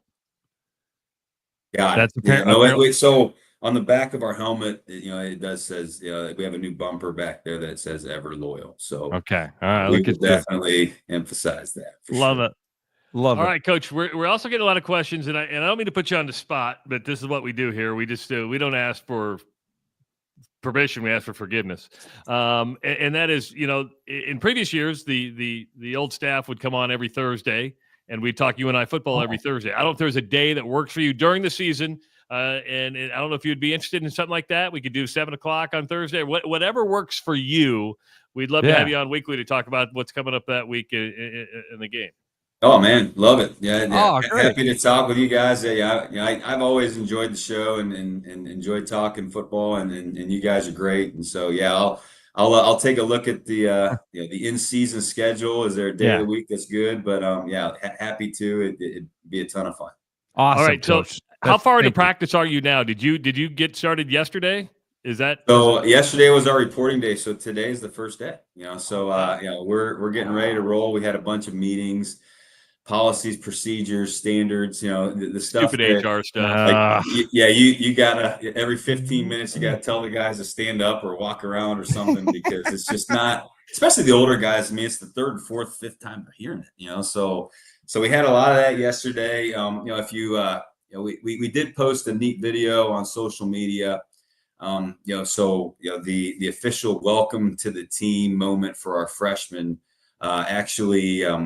it mimics what senior day is, the team makes a human tunnel. We announce the guys one by one. They come running out of the garage. They got, it was more high-fiving and chest bumping than maybe senior day will be. But it's just, it's pretty symbolic, here's the very first day, on the job, here, in this experience. And I'm going to do this again on my very last home game. And just the message of like, it may seem far away now, but you talk to any of these guys that are heading into their last season, they're going to tell you it's going to fly by. So just not to miss it and always be grateful. So, that was yesterday. And then, today's the first day. We're going to be dodging some rain, I think, and some weather because we are going to be outside. But I'm used to it. Love it. Real quick before we let you go, you got sleeves on the hoodie, or is that a sleeveless hoodie? Oh, this is sleeveless. Okay. Yeah, sleeveless. So all right. The sleeveless hoodie. I like everybody talks about Belichick. Like that's kind of the first guy that people saw. Kind of cut the sleeves off. But believe it or not, growing up, my old man used to do that. So this was, so he's built a little bit different than I am. So he played offensive and defensive line at Ohio University. And this was back in the late 50s, early 60s, where you didn't sub. So he's playing both ways, and so he's back. 6'3", 270. So back then was really big, and he was built just has bigger bones, and so none of his sweatshirts. They would cut the circulation off in his hands because his wrists are so big. So all of his sweatshirts, he would cut off. So growing up, I remember my dad having these cut off sweatshirts, whether he's playing racquetball, again, the old guy sport, he played racquetball 2-3 times a week, or whether he was out on the practice field, he always had the sleeves cut off. And then now it's like a thing, Ross, did you notice how he let us know he's a blue collar guy? Did you notice what he said? What do you mean? What part of that? He corrected himself in the middle. He goes, my old man always had cut. I go, that's blue collar right there. When you refer to your dad as your old man, I see what you're saying. Is blue collar. Yeah. Because later on, he's like, well, it's my dad. I go, I got a glimpse into Coach Stepppsis. He's a blue collar guy growing up. Yeah, so where I grew up, it actually was a steel town. Now, again, all the steel towns are gone, but the majority of the town was either we worked with the schools or somehow, but then worked at the Tubi. And so, growing up, we were kind of a blue collar town. And, that childhood, growing up in a tough love family, that's just what we're used to here. So, I use old man a lot, pops, dad, whatever. I talk to him a lot. He's in his early 80s. He's kind of beat up now, he's had multiple surgeries and all those kinds of things, but still all there, still follows football. Hard to get him all the way out here to a game, but maybe we play Youngstown, he'll be able to buzz over to Youngstown and catch that. Excellent. Coach, thanks for the time. Look at your schedule. We'll kind of get the day that works during, we'd love the season. We'll make this a weekly thing. Yeah, looking forward to it, boys. Thanks for having me. You bet. Go get him, Coach. Have a great day. Bye, buddy. Coach Todd Stepsis joining us on the Rush Radio Show, powered by Willis Automotive. What a fun conversation. What is it about coaches? And the great thing is we didn't even really talk football, which is, that'll come later. We rarely did with Coach Farley. I know. For the years we had him on every Thursday, we rarely, it's same sort of thing.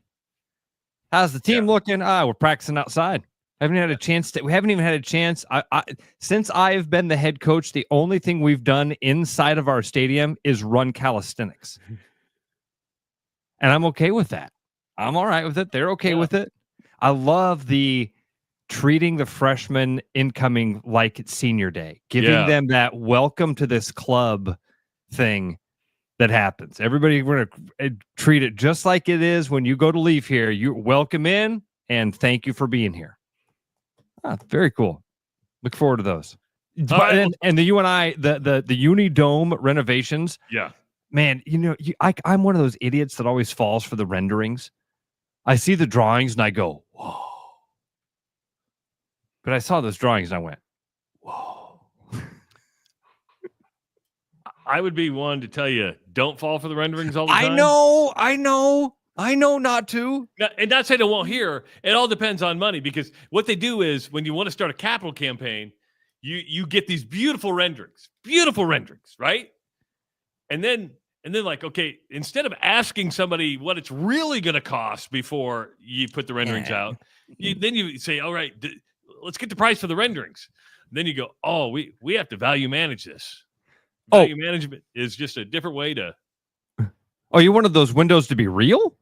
Oh. Just saying. But you want to keep design intent. All right, we'll take a break. We'll come back on the Rush Radio Show, powered by Willis Automotive. I'm loving these wooden nickels, Brian. Yeah, I suppose everyone is catching on. Just spend $20 to get a wooden nickel. It's 25. Collect 10 and add up the savings on your next purchase. Some of these are worth $5. That could be huge. I know, right? That's why you have to spend $20. It's 25. Collect 10. It's like money back to you. Spend 20, you get another wooden nickel. It's 25. Collect 10 and add up the savings. It's huge. Central City Liquors, home of the 10% cash coupon. And the wooden nickel program. It's huge. Hey, what's going on, everybody? This is Mason Miller, sales manager out here at Willis Infinity. We got some great stuff going on this month. This month, we actually have 0% all the way out to 60 months on a brand new 2025 QX60 and 0% out to 36 months on both 80s, 50s, and 55s. Of course, we do offer loyalty still on the QX60s and 50s and 55s. For more information, visit us online at willisinfinity.com or see us in our showroom.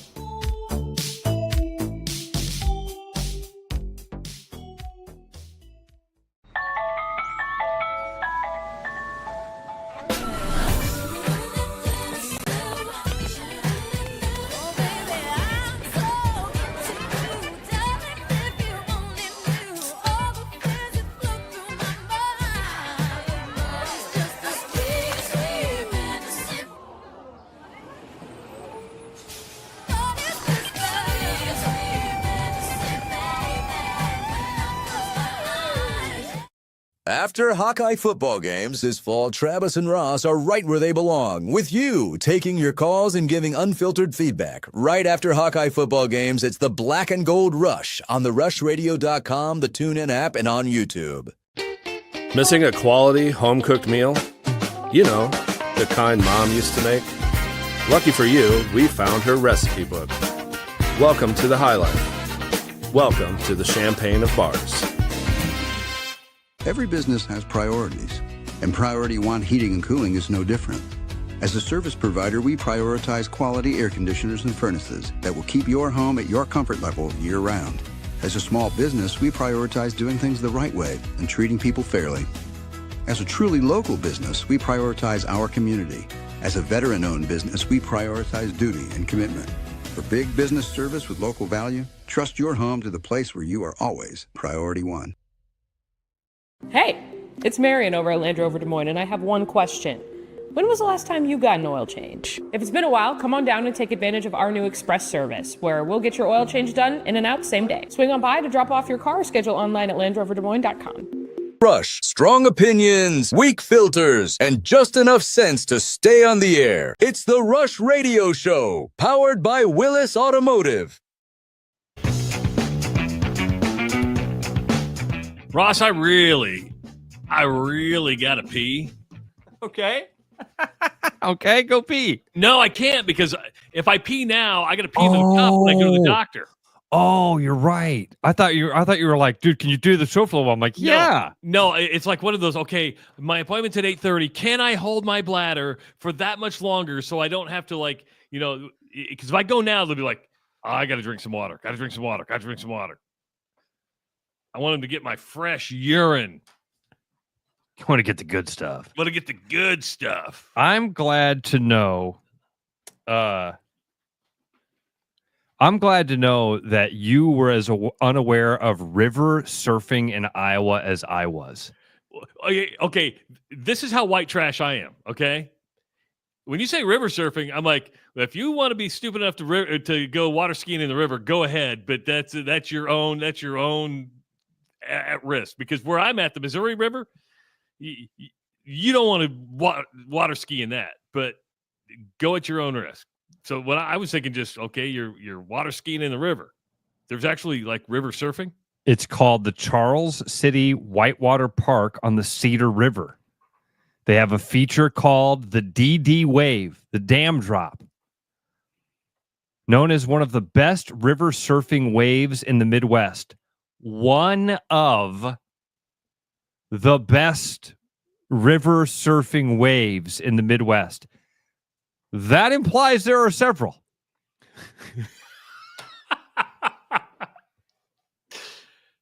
It says Iowa has other whitewater parks in Manchester and Decatur, though Charles City is the most prominent for river surfing. Never in my life. There's videos of it. I mean, are they on surfboards? Are They've been around. Yeah. They're on surfboards. And I found a video from 2018. This has been around like a long time. Do you got to pay to get into this thing? Is it like a water park? Like you like, here's $10 so I can river surf? Dude, I don't know. I don't know. I it's been around long enough though. I'm about guaranteeing you that people do know. Travis, it just looks like you get into the river. I'm blown away. No idea. And Mick points this out. Aren't they going to do this in the river in Des Moines? See, I knew they were doing a kayak park down there, but it's funny because every time I ask Bruno about it, he treats me like I'm an idiot. And I don't like being treated that way. I don't like the way he talks to me. I say, hey, Bruno, what's it going on with the kayak park? He'll go, yeah, welcome to Des Moines. So is that like an inside joke? Like you're supposed to know what's going on? Yeah. He's like, you don't know about it? I go, no. And he just goes, psh, and he gives me one of those. And then he walks away. He goes, psh. See, that's like a secret society guy. That's a guy who's like knows information and says, you don't know? Time for you. No time for you. I'm of course joking, but that they're similar, I guess, mixed to what they're going to be doing downtown, right there by Mullets and Single Speed, where the confluence of the rivers happen. It's I used to think that like this is something new. When I lived in Wausau, Wisconsin, this would have been 1992, 1993. They had like this man-made kayak course where like the U.S. Olympic, like U.S. trials or something would come through there, and it was pretty cool. But I didn't think anything of it like it would become a fad where we can make this into river surfing and all sorts of things. River surfing. There you go. Want to thank Todd Stepsis for educating us on something brand new that we had no idea existed, especially in the state of Iowa. Ross, did you see this? Have you ever heard of Buford, Georgia? Buford T. Justice? Buford, Georgia? I've heard of Buford T. Justice, never Buford, Georgia. What's going on? Buford, Georgia is getting ready to play its first high school football game, which will come up on August 14th. They must start really early down there in the South. They are playing their high school football game in a brand new $62 million, 10,000-seat stadium. Okay. 3,500 square foot video board. Now I do know who you're talking about because I did see this video. I did not know it was in Georgia. I just made the assumption that Buford was in Texas. Yeah, because there's like, if you look at all the top 10 high school stadiums, and by the way, $62 million is not even the most expensive high school stadium out there. It's not. It's not even the biggest at 10,000. This is the first, the number one most expensive and biggest high school football stadium. Doesn't really count in my book because it's where the NFL plays the Hall of Fame game in Canada. Asterisk.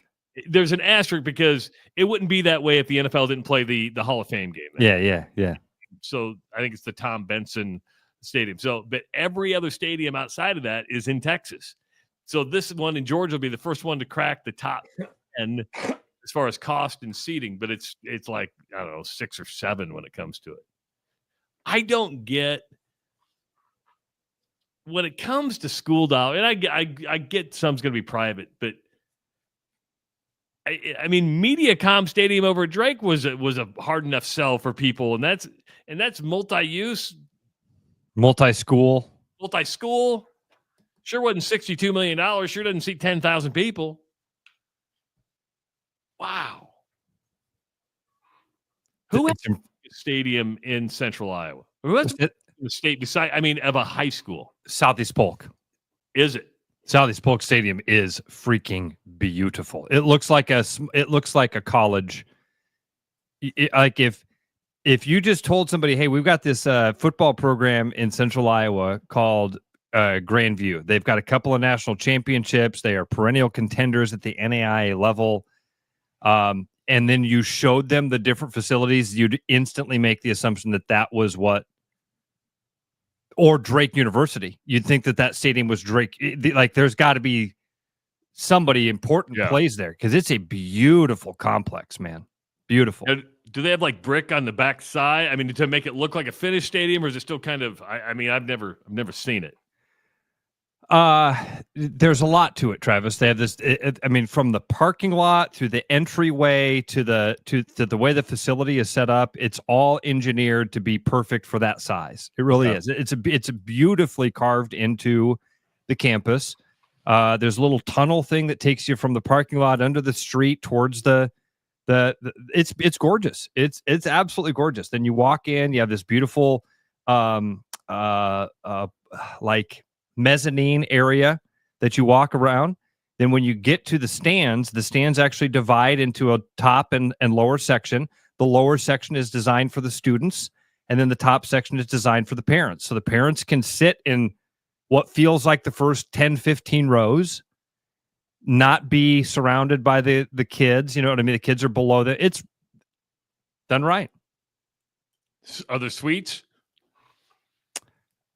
Travis, you know what? I don't think I've ever looked. I don't know. I wouldn't be surprised. There's obviously something there for the coaches, and there's a press box and stuff like that. Obviously, because one of Joaquin Northwest.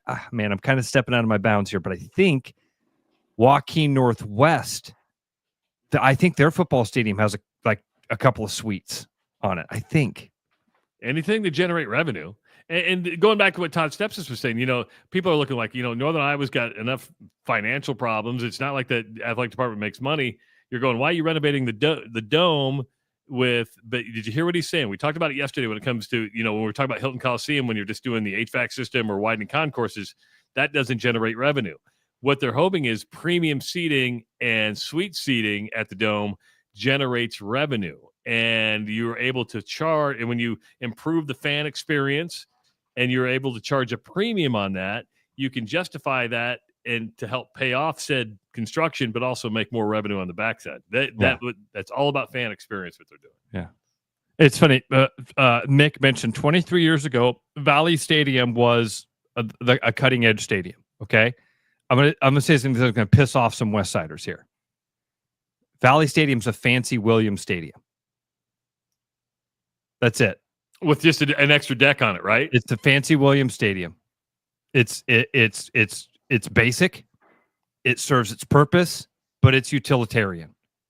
It looked pretty. It looked pretty for a long time. It's nothing special. And I say that as a guy who loves Williams Stadium. The old Battleship, though, is a football stadium. And when you walk up to it now, you go, oh, yeah, I can see why they did it this way. They had a lot of people that used to come to football games here. And Grandview has made that a beautiful field and facility now. But Valley Stadium is essentially Williams Stadium.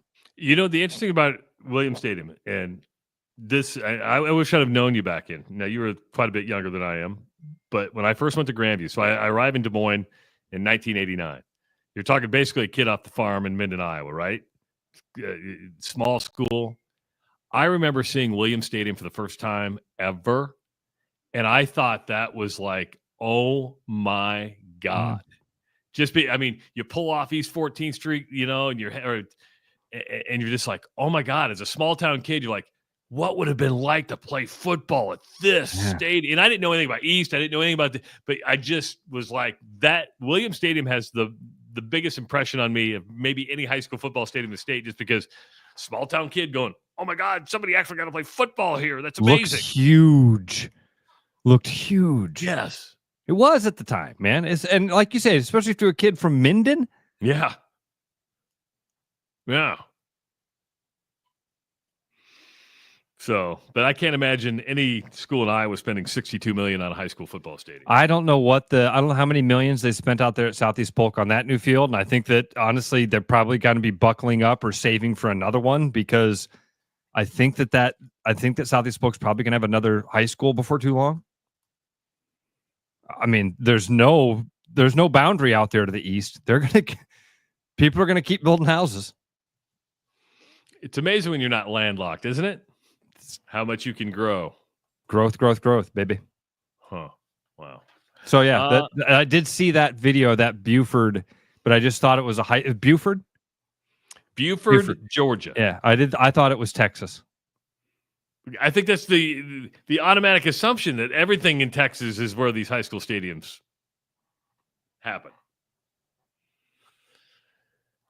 Ross, Venus Williams is making a comeback at the age of 45. Okay. 45 years old. She just got an exemption to play in the U.S. Open mixed doubles, which I actually like what the U.S. Open's done here. You know, John McEnroe has always been a proponent for doubles, mixed doubles action, you know, because it's good for the game. U.S. Open has changed the mixed doubles, and what they're doing is they're doing a 2-day event before the single starts, and they've upped the money. It's amazing what happens when you up the money, how much you can get people to play. I mean, Yannick Skinner's going to play, Carlos Alcaraz is going to play, Venus Williams is going to play. By the way, I only know one of those names you just said. Which one? Which one? Yeah. Which name did you know? Venus Williams. You don't know Alcaraz? You don't know Sinner? Never heard of those. One's the number one player in the world right now, and the other one's like the number 2 player. Dude, shows my interest in tennis. I know, but Venus is a cultural icon. I mean, the Williams sisters are cultural icons. Of course, Serena's been retired for a couple of years now. The fact that Venus, who took a couple of years off, wants to get back in at 45, more power to her. But man, that cannot be easy at all. We'll see, right? I mean, it's going to be tough. 45. Don't you mean pickleball? Don't you mean pickleball, Venus? Don't you mean pickleball? I mean, that's kind of what everybody's doing now. You're way more of a tennis fan than I am, obviously. Are you going to watch this? Because I'll be honest, this is the type of thing that if I'm sitting around and I'm scrolling through and I see there's a Tiger Woods effect with Venus Williams. I'm not saying it's as strong. It's not Caitlin Clark. I'm not going to go out of my way to seek this out. What I'm saying is, if I'm scrolling through my phone here in a couple weeks and I see a clip of Venus Williams playing tennis, I'm probably going to watch it.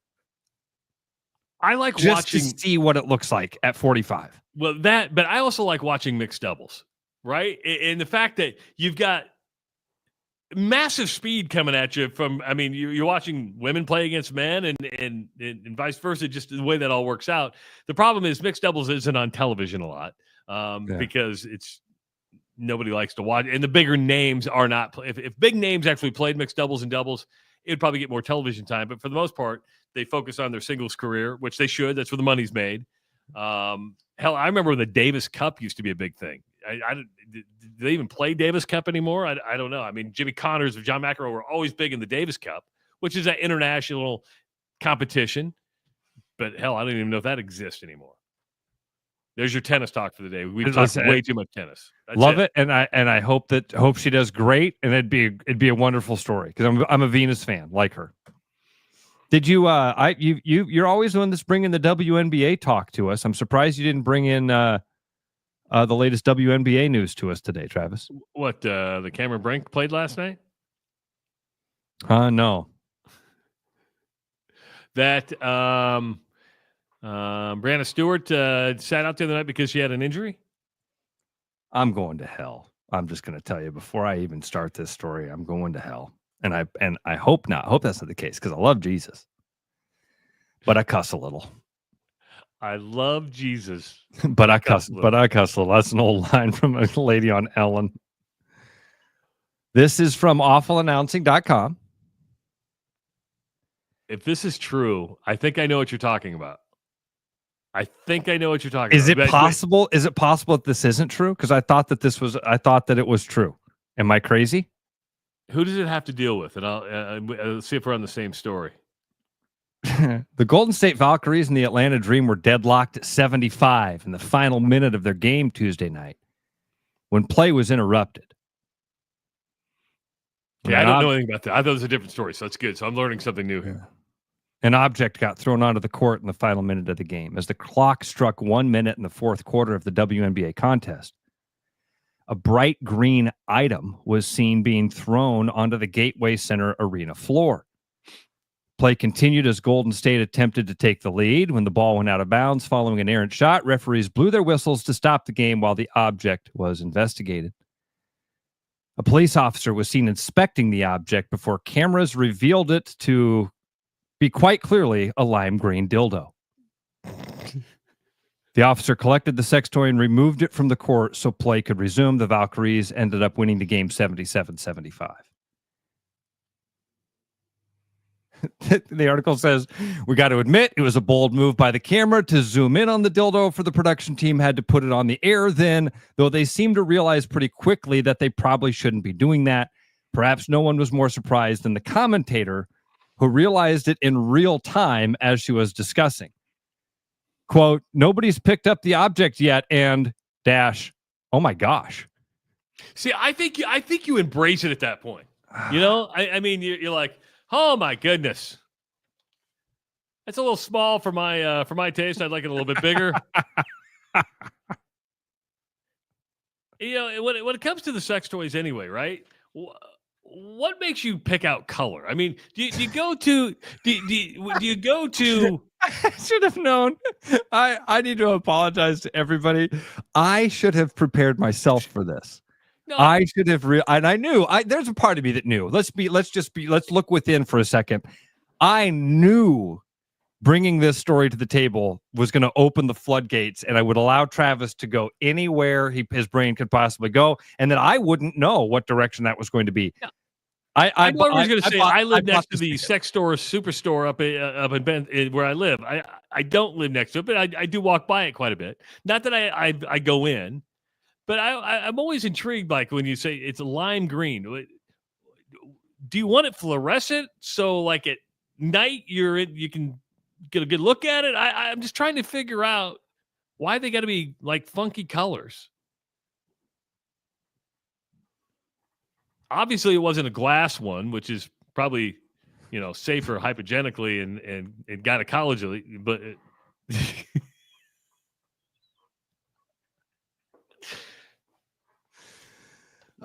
again, I take full responsibility, but I somewhere within I knew this was happening, and so I won't apologize. I'll accept responsibility for it.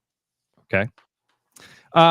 See, Travis, Brett says, the reason I didn't jump on this, Brett says, I thought Ross was going to talk about the Angel Reese quote, and I thought that was fake. I saw it floating around. I wasn't going to bite on it. I've seen a couple memes, but it's one of those things. I'm not going to fall for it until I actually see it. I'll let you guys all.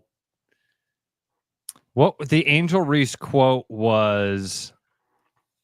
I won't, if you don't even know if it's true or not, then I'd say let's wait on it because you hate to attribute it. So there was a meme going out, right? And again, I don't believe it's true. If somebody can throw me, I'm saying that so I don't get in trouble and say, oh my God, she said this. I don't think she said it. But it was one of those things where she was talking to journalists and it was like, you all make $1,400 a week? Yeah, I make $1,400 in 7 days. Oh, I did see that floating around. I wonder if that's fake. True. Yeah. I just think that's just mean. Yeah. Nick pointed out the other one that was making the rounds on social media was the wig stoppage thing. Did you see this by chance? And they threw a person out because they were making fun of her. I think that throwing a sex toy onto the court is a lot more egregious than making fun of laughing because somebody's wig fell off. Don't wear the weave when you're playing hoop that might fall off. But do you think they should throw somebody out if they? Hell no. You're a professional athlete. Dude, we've talked about how, hey, these college kids need to get ready. If they're going to get paid, then we get to criticize them. A wig falls off. That's funny. Yes. That's fine. It doesn't matter whose it is, and it's not a knock on people that use wigs. It's not a knock on people that need wigs. It's funny to see somebody's hair come off their head, and you can't. Hey, welcome to our sport. We're glad to have you. Give us your money and we'll entertain you, but under our rules. Again, telling people don't throw things at our players that are sex toys, that's a pretty clear rule. Saying don't laugh at things that entertain you, You spent your entertainment dollar to come here to the WNBA. Do not enjoy it.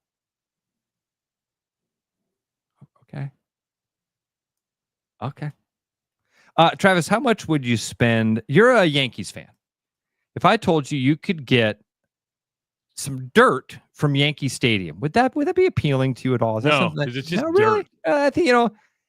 I think if somebody said to me, like, for Christmas, Ross, I got you a gift, and it's a salt shaker of dirt from Yankee Stadium, I'd be like, oh, that's kind of cool. First of all, I would question it. Me and my cynical brain, Yeah. I'd be like, that's just dirt from some dirt hole. My holy water. I don't make a bit of money out there. I pay my scientists.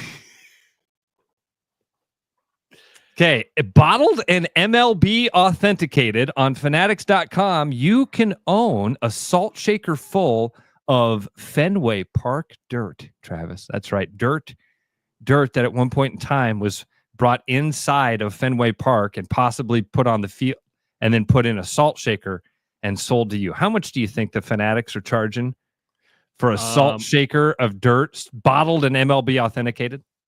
The actual cost of anything there is probably, the actual salt and pepper shaker or whatever it is. It should sell no more than $19.99.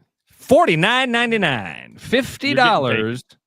For $50, you too can own a salt shaker of dirt. You know what that sounds like to me? That has a Fenway Park sticker on it. You know what that sounds like to me? Now's the time to buy your commemorative Trump coin. Get your Trump coins right now for just, $59.99 for a set of 4. Sure to go up in value. Don't buy dirt at $49.99. You're getting taken. Dude, Fanatics even has a thing for $15. This is one of their most popular items that you can buy. For $15, you can buy what's called a Boston Red Sox Mystery Publications grab bag. You know what that is, Travis? No, I have no idea what that is. One of their hundreds of giveaways from the past few years that they had extras of laying around. Brilliant. It's a garage sale where we make money. Hey, a quick reminder. We talked about it in hour number 1. Friday. We are going to be live at Central City Liquors to kick off the Rush Radio Knob Creek single barrel small batch bourbon. 6 to 8. The red light's going to be going off. Come see us, sit at a table, do a radio show live, and buy some bourbon. It's that simple. I'm looking forward to it. Meet the coffee club in person. Also, go to therushradio.com and click on the promotions tab. Get registered. Get registered to win those NASCAR Iowa Corn 350 tickets. Speaking of the Iowa Corn 350, we're going to be talking Iowa Corn 350 tomorrow with a couple guys. Going to be a fun conversation. I think that takes place at 7 o'clock, and then Bruno will be with us. No, is today Wednesday? Yeah, and then Bruno at 7:30. Right. Everybody have a great Wednesday. We'll be back tomorrow at 6 a.m. It's the Rush Radio Show powered by Willis Automotive. It's Body Armor. Real hydration with electrolytes. No artificial dyes and coconut water. Choose better. Body Armor. With over 260 beers on tap, El Bait Shop isn't just another craft beer bar. It's the best. Beer lovers know. El Bait Shop, 200 Southwest 2nd, Des Moines.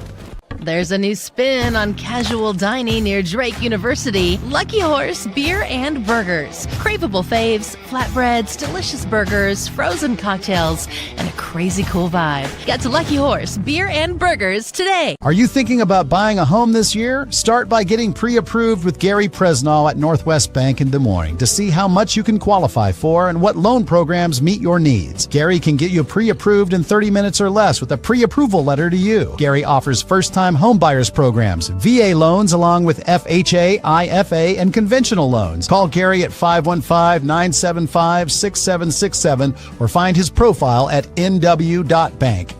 Member FDIC Equal Housing Lender.